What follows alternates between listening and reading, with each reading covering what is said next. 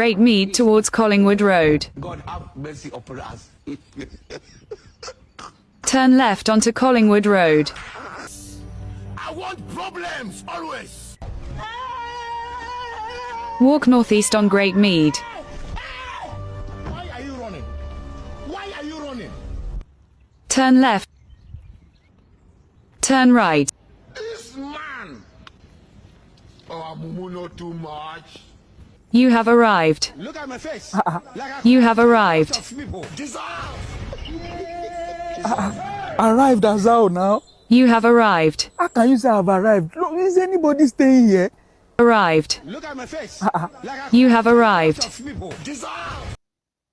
ሓደ ግዜ ህይወት ከም ጂፒኤስ እያ ገና ቅድሚ ምብጋስካ ንኹሉ ኣብ ኣእምሮኻ ትስእሎ ካበይ ትብገስ ናበይ ትኸይድ በየን ትወፅእ ኩሉ ትፈልጦ ይመስለካ ጉዕዞ ምስ ጀመርካ ግን ዘይከውን የጋጥመካ እዩ አንደበት መውፅእ ዘይብሉ ይኸውን ትጥወየሉ መንገድኻ ናብ ቃላይ ወይ እውን ጎቦ ይመርሓካ እታ ማብ ግን ገና ቀፅል ትብለካ ኣላ ሓደ ግዜ ጠቕሊላ ካብ መስመር ተውፃካ እዚ ህይወት ትህበካ ተጻብኦን ሓይልኻ ተርእየሉን መድረኽ ነዩ ኣብዚ እዋን እዚ ናትካ ብልሕን ተዓጻጻፍነትን የድልየካ እዩ ምናልባት እቲ ዝመረጽካዮ መንገዲ ናብ ጸድፊ ዝመርሓካ እንተሃልዩ ክትሓስበሉን ገና ዘይፈለጥካዮ ነገር ከም ዘሎ ከተስተውዕሉን ዘለካ ነገር ከም ዘሎ ኢኻ ትርዳእ ከም ሰብ ትምድቦ ነገር ክህልወካ ግድን እዩ ምናልባት ትመሃሮ ትምህርቲ ትሰርሖ ስራሕ ክትበጽሖ ትደሊ ሕልሚ ወይ እውን ኣብ ዝምድና ልብኻ ሂብካ ልቢ ክትጽበ ትኽእል ኢኻ ኣብ ክንዲ ጽቡቕካ ግን ዓጸፌታ በደል ክበጽሓካ ይኽእል እዩ ዝሓሸ ናብራ ክህልወካ ከተማ ሃገር ክትቅየር ትኽእል ኢኻ ኮይኑ ግን ዘይከምዚ ዝሓሰብካዮ ክኸውን ይኽእል እዩ ኣብዚ ግዜ እዚ እንታይ ትገብር ህይወት ከም ማብያ ዝበልና ድማ ነዚ እዩ ማብ ተኸትልካ ኣብ ትጓዓዘሉ ብጌጋ መንገዲ እንተወሲዳትካ ዝኾነ ኣማራፂ የብልካን እታ ዘላትካ ሓንቲ እያ ንሳ ከዓ ነታ ቀንዕቲ መንገዲ ምድላያ እምበር ማብ ስለ ዝወሰደትካ ብጌጋ ይትቕፅልን ኢኻ እዞም ኣቐዲምና ክንብሎም ፀናሕና ከጋጥሙ ከለዉ ድማ ፍሉጥ እዩ ዘይከውን ሓሳብ ይመፀና እዩ ተስፋ ክንቆርጥ ንኽእል ኢና ናብዚ ዘብፃሕና ከዓ ከምቲ ድላይና ስለ ዘይኮነልና እዩ እታ ማብ ብዘይከውን ክትወስደና ከላ ንሓርቕ ኢና ግን ከዓ ጉዕዞና ይነቋርፅን እዚ ግን ነታ ቀንዕቲ መንገዲ ንምርካብ ዝግበር ቃልሲ እምበር ሓንሳብ ብጌጋ መንገዲ ስለ ዝተጓዓዝካ ጠፊእኻ ማለት ኣይኮነን ኣብዚ ክንርድኦ ዘለና ሓደ ዓብዪ ነገር ከዓ ዝኾነ ፍጡር ነቲ መንገዲ ኣፀቢቑ ዝፈልጦ የልቦን ኩሎም እናኸድዮም ፈሊጦሞ እቶም ሕጂ ኣዝዮም ዕዉታት ኢልካ ትሓስቦም ዘለኻ ብዙሕ ግዜ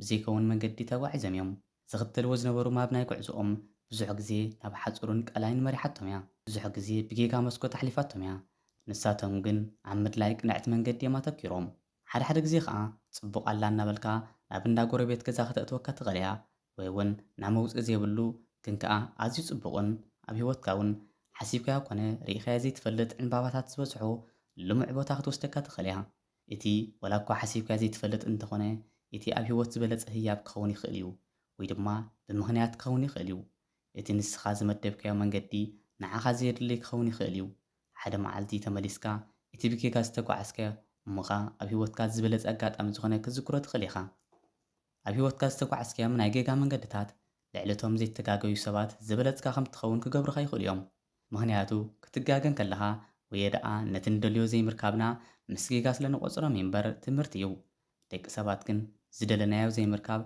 ኩሉ ምስ ጌጋ ኢና ንሓስቦ እቲ ሓቂ ግን ካልእ መንገዲ ዝቕርበልና ዘሎ ንኣብነት ሓደ ካልኩሌሽን ክንሰርሕ ከለና በቲ ንፈልጦ ፎርሙላ እንተሰሪሕናዮ ብርግፅ እቲ መልሲ እቲ ንደልዮ ክኸውን እዩ ኣብቲ ፎርሙላ ገለ ነገር ክንቅይር ከለና ግን ዋላ እኳ ነቲ ዝደለናዮ መልሲ ክህበና እንተዘይከኣለ ንሱ ንባዕሉ እውን መልሲ ናይ ሓደ ነገር ክኸውን ይኽእል እዩ ስለዚ እቲ ንዓኻ ጌጋ መሲሉ ዝረኣየካ ዘሎ መንገዲ ናብቲ ዝደለኻዮ ስለ ዘይወሰደካ እምበር ጌጋ ኣይኮነን ሓደ ዝበለፀን ዘይትፈልጦን ሓድሽ ህይወት ከርእየካ ይኽእል እዩ እስከ ናብ ሓደ ሓድሽ ሃገር ንመጀመርያኹም ከይድኩም ኣለኹም ንበል ከም ሓሳብኩም ዝደለኹምዎ ኩሉ ብቐሊሉ ክትረኽቡ እዩ ነይሩ ግን ንዝተወሰነ ግዜ ዝደለኹምዎ ይረኸብኩምን ትፈልጥዎ ሰብ የብልኩምን ትነብሩሉ ገዛ የብልኩምን ንበይንኹም ኣብ ጥራይ ጎልጎል ኣለኹም ንበል ኣብዛ ሰዓት እዚኣ ዝስማዓኩም ስምዒት ፍሉጥ እዩ እዚ ዓዲ ኮነን ምናልባት ተጋጌ ክኸውን ኣለኒ ክትብሉ ትኽእሉ ኢኹም ድሕሪ ዝተወሰነ ግዜ ግን ዝደለኹምዎ ክትረኽቡ ጀሚርኩም ሓደሽቲ ሰባት ተላሊኹም ዓርገ መሓዛ ጌርኩም ኮታ እናፈተኹም ኸይድኩም ንበል ኣብዛ ሰዓት እዚኣ ከዓ ምርጫኹም ጌጋ ከም ዘይነበረ ክበርሃልኩም ክጅመር እዩ እዚ ከዓ ነታ ተጋጊኹም ክትብለኩም ዝወዓለት ማብ ምስትኽኻል ከም ማለት እዩ። ህይወት ድማ ከምዚያ ትሰርሕ። እቶም ጌጋ ዝመስሉን ወይ እውን ብልክዕ ጌጋ ዝነበሩን ኣብ ፈለማ ምስ ውድቀት ክምደቡ ይኽእሉ እዮም። ምስትኽኻልን ምርዳእን እንተተሓዊስዎም ግን እቶም ዝበለፁ ዕድላት መንገዲ ዓወት ክኾኑ ይኽእሉ እዮም።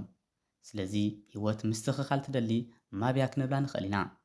እታ ልዕሊ 12 ኣሕተምቲ መፅሓፍቲ ዝነፀግዋ ሮውሊንግ ኣብ ፈለማ መፅሓፍ ምፅሓፋ ከም ጌጋ ሓሲባ እንተተቋርፅ እቲ ኣብ መወዳእታ ዝተጎናፀፈቶ ዓወት መን ምሃባ ነይሩ? ስለዚ እቶም ኣብ መንገድና ዝፀንሑ ኣእማን ንድሕሪ ዝመልሱ ምልክታት ዘይኮኑ ዝያዳ ሓያል ኩን ዝብል መልእኽቲ ዝሓዙ እዮም። ዝያዳ ትዕግስቲ ጥበብን ከነማዕብል ርእስናን ክእለትናን ክንጥቀመሉ እዮም ዝሕብሩና። ሰባት ምዃንና ከይተርፍ ውድሆታት ክበዝሑና እንከለዉ ብኩሉ ክንደክም ንኽእል ኢና። እዚኦም ግን ናይ መወዳእታ ከም ዘይኮኑ ክንዝክር ኣለና እዩ። እታ ትጥቀመላ ዘለኻ ማብ ጌጋ ምስ ሰብዝሐት ወይ እውን ካብ ስራሕ ወፃኢ እንተኮይና ምናልባት ባትሪ ክትውድእ ትኽእል እያ። እዚኣ እታ ንርእስኻ ትጥቀመላ ዝበለፀት ሰዓት እያ። እታ ናይ ምውሳን ክእለትካ እተንፀባርቐላ ሰዓት እዚኣ እያ። ኮታ ኣብዛ ሰዓት እዚኣ ተረጋጊእኻ ክትሓስብ እንተኽኢልካ ጠፊኻ ክትጠፍን ኢኻ። ህይወት ድማ ጾራ ኣብ ልዕሊኻ ክትርብየልካ እንከላ ኢድካ ይትሃብ። ምክንያቱ ኣብታ ሰዓት እቲኣ ኢኻ ሓድሽ ሰብ ትኸውን። እቲ ትህቦ ግብረ መልሲ እዩ ነቲ ዝስዕብ ዝውስኖ። ኣብ በዳሂ ህሞት ፍሉይ ኣተሓሳስባ ተማዕብል፣ ኣብ ፅንኩር ኩነት ዓቕሊ ተማዕብል። ኣእምሮ ድማ ከም ዝተጠቐምካሉ እዩ ዝምዕብልን ዝዓብን። ኣብ ባንኪ ዘቐመጥካዮ ገንዘብ እንተዘይተጠቒምካሉ ክበዛሓልካ ይኽእል እዩ። ኣእምሮ እንተዘይተጠቒምካሉ ግን ካብ ስራሕ ወፃኢ እናኾነ እዩ ዝኸይድ። ናይ ምፍጣር ዓቕሚ እናጎደለ ይኸይድ። ስለዚ መወዳእታ ሕንፃፅካ ንምብፃሕ ትኽ ዝበለ መንገዲ ከይተፅበኻ ነቲ ማብ እትህበካ ጌጋ ሓበሬታ እናስተኻኸልካን ምጓዓዝ እዩ። እቲ ምንታይ ወላ እኳ መሰናኽሊ እንተበዝሐ ኣብ ዝሓሰብካዮ ንምብፃሕ ግን ጉዕዞኻ ምቕፃል ጥራሕ እዩ ዘድሊ። ወላ መንገዲ እንተሰሓትካ ደው ኣይትበል። መብዛሕትኡ ግዜ እቶም ዘይሓሰብካዮም እዮም ፅቡቕ ዝውድኡ። ስለዚ ነቶም ኣብ ጉዕዞ ዘጋጥሙ ዘይመደብካዮም ጫሌዳ መንገዲ መወዳእቶም ፅቡቕ ክኸውን ስለ ዝኽእል ዓይንኻ ይተጠዓመት። ስለዚ ኣብ ነፍሲ ወከፍ ኩርናዕ ዘጋጥሙ ነገራት ናቶም ፅቡቕ ክህልዎም ይኽእል እዩ።